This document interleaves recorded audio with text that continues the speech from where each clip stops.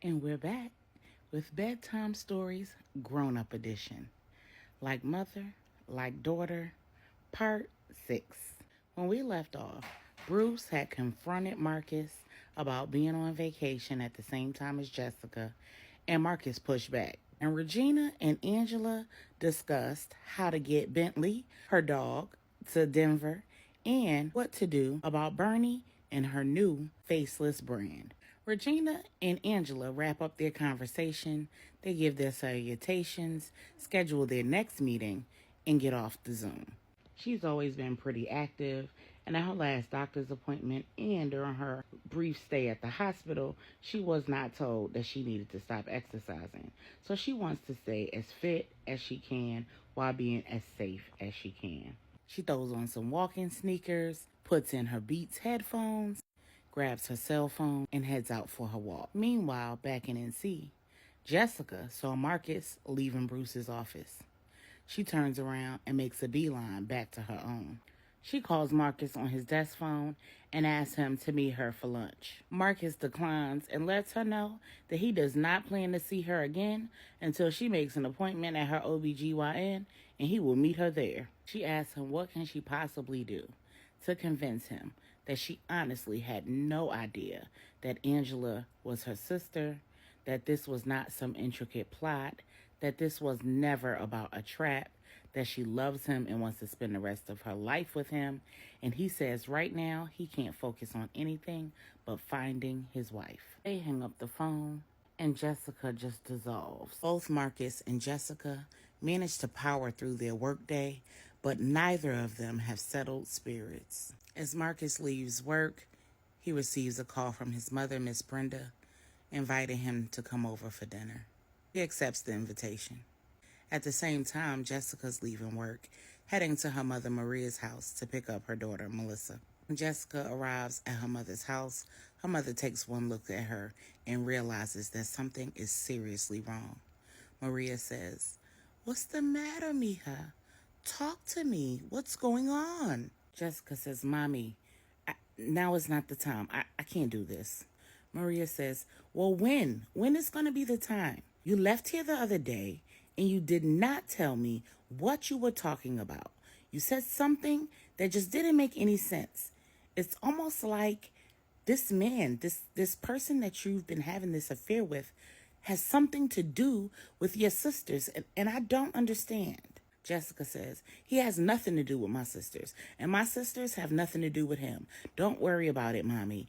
I just misspoke." Maria says, "Jessica, let me help you. I'm worried about you. You and Melissa." Jessica says, "You don't need to worry about me, Mommy. I have it all under control." Maria says, "Jessica, don't be like me. Don't be remembered as the mistress. Don't be the woman who's..." Jessica interrupts her mother and says, "Before I'll ever be known as the mistress, he'll be known as a widower." Maria looks at her daughter and says, "Oh no, mija, please do not go down this road. You have no idea what it will do to your soul, what it will do to your daughter. I know firsthand, and I'm telling you, this is not the way to do this.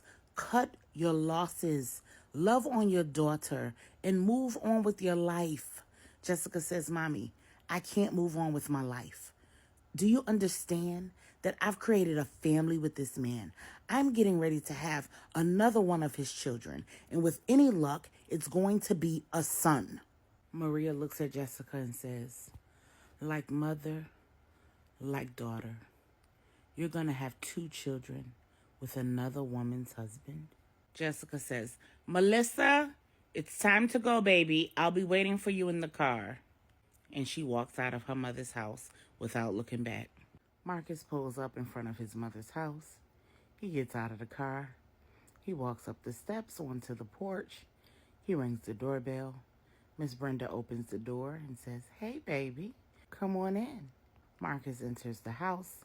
He sits down in the dining room. His mother sits down next to him, and she says, "You look horrible." Marcus looks at his mother and says, "I feel horrible. I just want to find my wife." His mother says, You need to give her time. Marcus says, Mom, I don't know if she's all right. I don't know anything. I even called the doctor's office. Miss Brenda says, You did what? Marcus says, I called the doctor's office. They have our embryos. They're 50% mine, so I have a right to the information about them. Miss Brenda says, And what happened? Marcus says, They told me that they didn't do the transfer, but they couldn't tell me why. Miss Brenda asks, And what do you think that means, baby? Marcus says, Mom, I don't know, but I feel like you do. Why don't you just tell me where she is?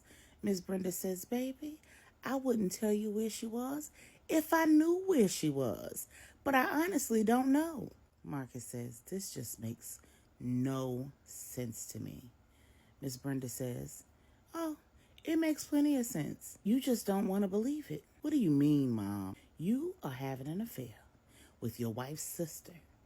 Your wife's sister is the daughter of the woman who killed your wife's father and their sister. She has all reason to believe that her sister is just like her mother, like daughter. Marcus says, But where did you get all of this from, Mom? Miss Brenda says, From her mother, Miss Cheryl. She told me all about it. Marcus says, Oh, you got to be kidding me. You mean to tell me you've been listening to that senile old woman? I mean, she's in a nursing home, for goodness sakes. Miss Brenda says, You better watch your mouth, boy. Don't you disrespect your mother-in-law. She might have dementia, but she's still with it, and she knows what happened. She can remember 20 years ago better than she can remember yesterday. As an old woman myself, I can absolutely vouch for that. But you so smart. Why don't you get on one of those computers of yours and research it and find out for yourself? I'm sure it's got to come up somewhere on those interwebs or internets or whatever it's called. In the meantime, when do you plan on introducing me to my granddaughter? Marcus says, Mom, how do you know? Miss Brenda says, Don't even worry about it, baby. Just let me know when you plan on introducing me to my granddaughter. See, when Marcus and his mother had the conversation the day before, he did admit to having the affair, and he admitted that he went to Aruba with Jessica, but he made no mention of a daughter. So at this point, his mind is blown. Meanwhile, back in Denver, our girl Angela has finished a nice little 2-mile walk around the trails around her property. She gets back to the house and she is dripping in sweat. So she decides that she's going to change out of her clothes, get in her bathing suit, and take a nice long swim in the pool. She heads out of the back patio, down the steps into the garden, through the garden into the pool. At the pool, she takes a few steps down into the 3-foot and enjoys the coolness of the water. Because even though it's Denver, it is still summer. From a window in the guest house, Q is watching as Angela swims from left to the right, left to right. He turns away from the window, picks up his phone, makes a call, and says to the person who answers on the other line, What up? I think I need a meeting. Back in NC, Brielle's sitting in LJ's office, and her phone rings. It's Jessica. LJ says, Go ahead and answer, and do exactly what we talked about.